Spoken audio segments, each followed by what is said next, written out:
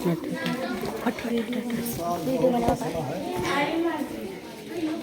नहीं देता, इतनी देर से बुला रही हूँ, रख दो भैया माँ। हाँ लेकिन बुलाया, लेकिन तुम्हारी शक्ल देखने के लिए नहीं। तुम्हारे बाप ने शादी के बाद 3 लाख रुपए और कार देने के लिए बोला था, अभी तक दिलवाया क्यों नहीं? माँ जी, बाबूजी के पास इतने सारे पैसे नहीं है, वो कहाँ से दिलवाए? बिना पैसे की शादी होती है? इतना अच्छा मकान है, उसे क्यों गिरवी नहीं रखते? माँ जी, बाबूजी मकान ही तो गिरवी रखकर शादी की। अच्छा जाओ और अपने बाप से कह देना जल्द से जल्द 3 लाख रुपए और कार भिजवा देगी। तो का हंसत ही हम पैसों मांग दिया हो हंसो। जी सर। जी माँ जी, आपने मुझे बुलाया। तुम्हें पता है नहीं, तुम्हारे ससुराल वालों ने अभी 3 लाख रुपए और कार नहीं भिजवाया। माँ जी, आप चिंता मत करिए, मैं चुटकी बजाकर दहेज के पैसे निकलवा लूंगा। ये इस तरह बोला जाता है। जा ससुराल। और कोई है इसमें?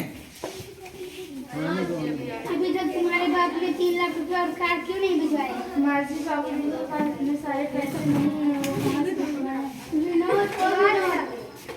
घर चल।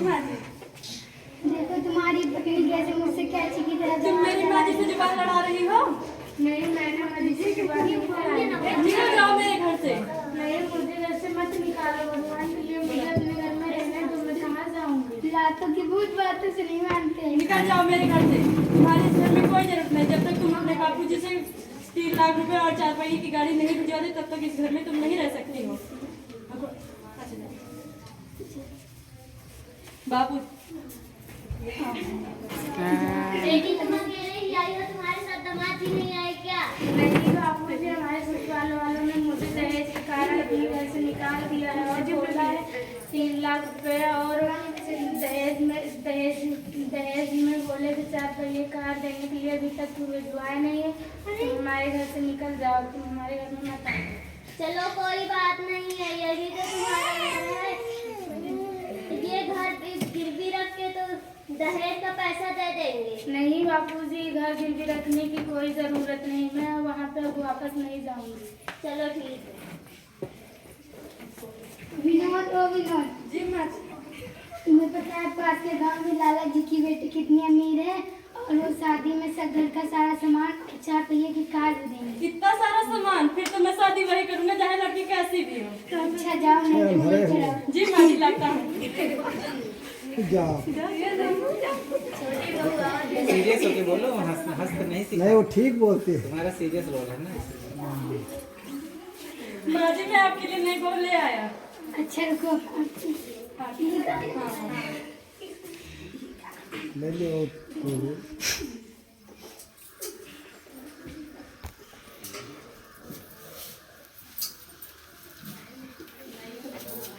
माँ जी के पैर छुओ। मैं माँ जी के पैर नहीं छूंगी, माई पुट।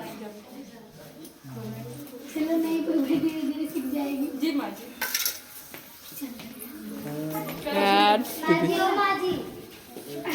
वो क्या बात है? मुझे प्यास लगी, मेरे लिए कोल्ड ड्रिंक लेकर। ये क्या होता है? जो मेरे डैडी मुझे देते थे। लाती हूँ।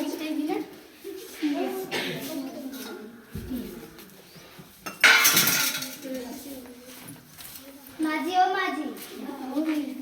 हाँ बहू।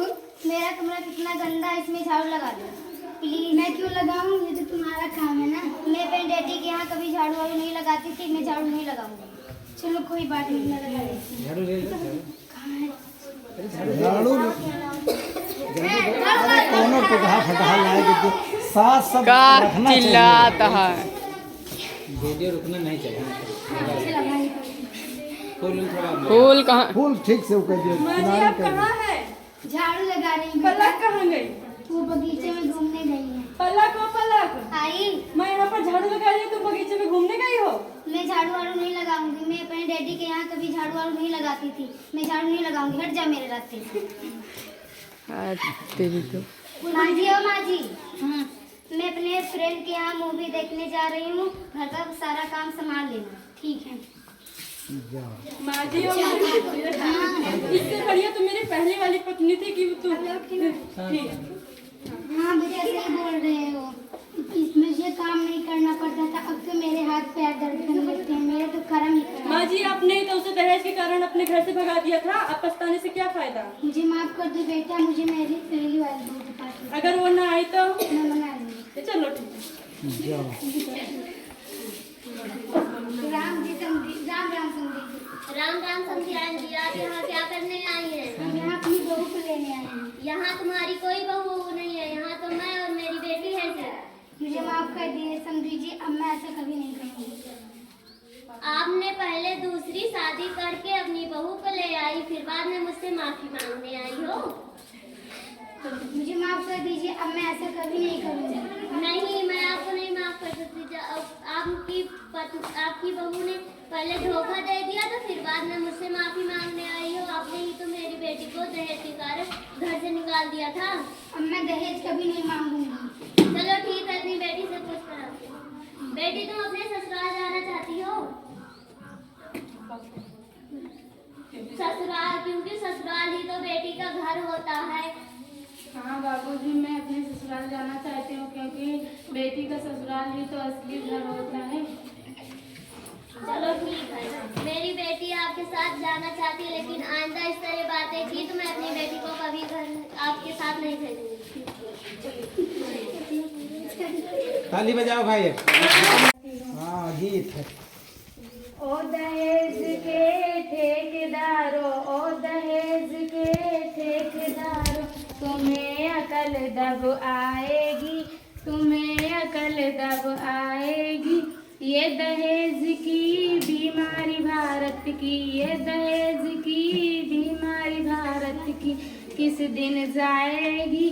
लड़कों का भी हुआ प्रमोशन, मांगे सिस्टम कहते हैं, मांगे सिस्टम कहते हैं, कहते हैं हमें दहेज चाहिए, नादनी पर लड़ते हैं, नादनी पर लड़ते हैं। रोज असभ्य है दहेज का, घर घर इसका भोगी है, घर घर इसका भोगी है।